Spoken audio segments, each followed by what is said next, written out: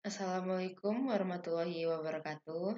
Perkenalkan, nama saya Oktalisa, NIM C0D0248, Prodi Perpajakan, kelas G, mata kuliah Manajemen Perpajakan.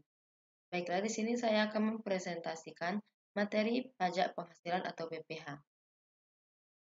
Terdapat 3 poin penting di materi ini, yaitu pengertian PPh, subjek pajak, dan objek pajak. Yang pertama, pengertian PPh.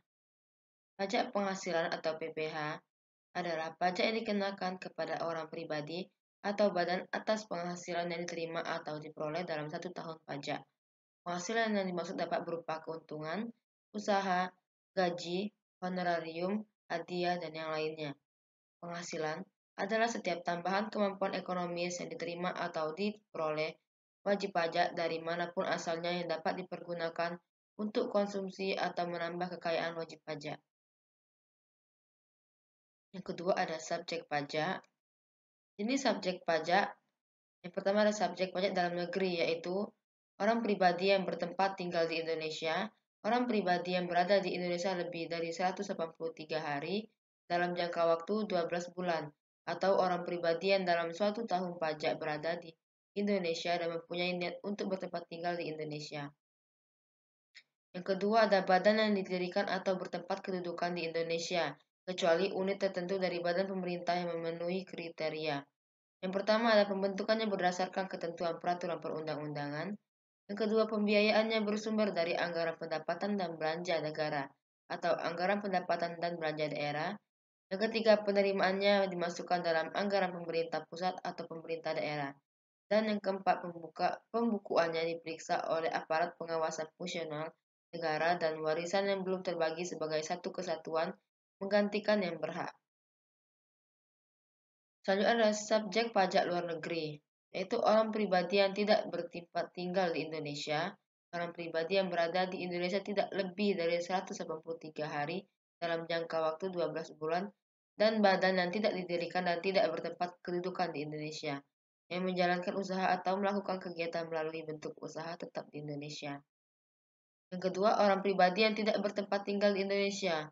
Orang pribadi yang berada di Indonesia tidak lebih dari 183 hari dalam jangka waktu 12 bulan, dan badan yang tidak didirikan dan tidak bertempat kedudukan di Indonesia, yang dapat menerima atau memperoleh penghasilan dari Indonesia, tidak dari menjalankan usaha atau melakukan kegiatan melalui bentuk usaha tetap di Indonesia.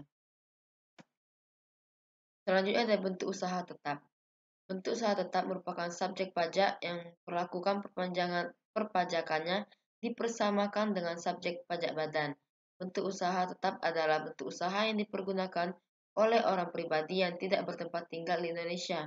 Orang pribadi yang berada di Indonesia tidak lebih dari 183 hari dalam jangka waktu 12 bulan, dan badan yang tidak didirikan dan tidak bertempat kedudukan di Indonesia untuk menjalankan usaha atau melakukan kegiatan di Indonesia.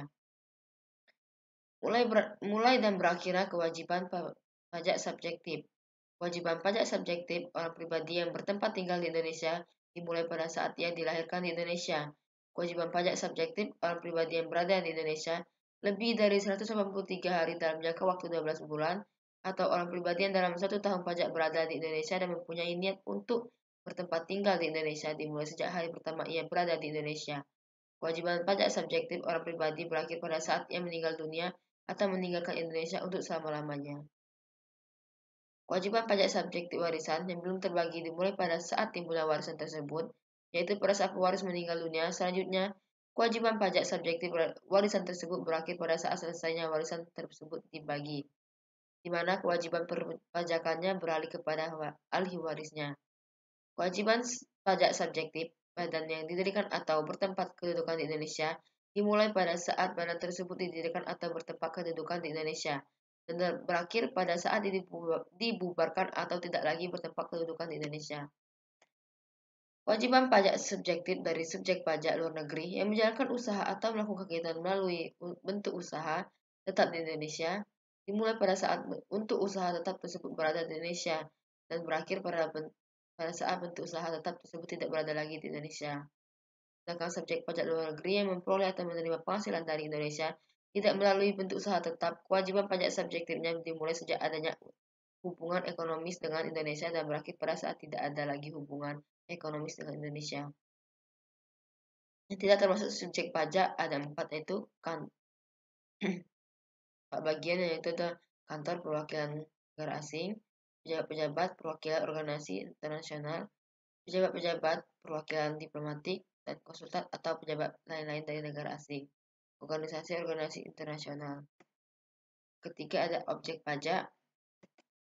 Yang termasuk objek pajak ada penggantian atau imbalan, hadiah dari undian, laba usaha, keuntungan karena penjualan atau karena pengalihan harta, penerimaan kembali pembayaran pajak, bunga termasuk premium, diskonto, dan imbalan, dividen, sewa dan penghasilan lain sehubungan dengan penggunaan harta, royalti atau imbalan atas penggunaan hak, penerima atau perolehan pembayaran, keuntungan karena pembebasan utang, keuntungan selisih kurs mata uang asing, selisih lebih karena penilaian kembali aktiva, premi asuransi, iuran yang diterima atau diperoleh perkumpulan, premi asuransi, tambah kekayaan itu yang berasal dari penghasilan yang belum dikenakan pajak, imbalan bunga, surplus Bank Indonesia.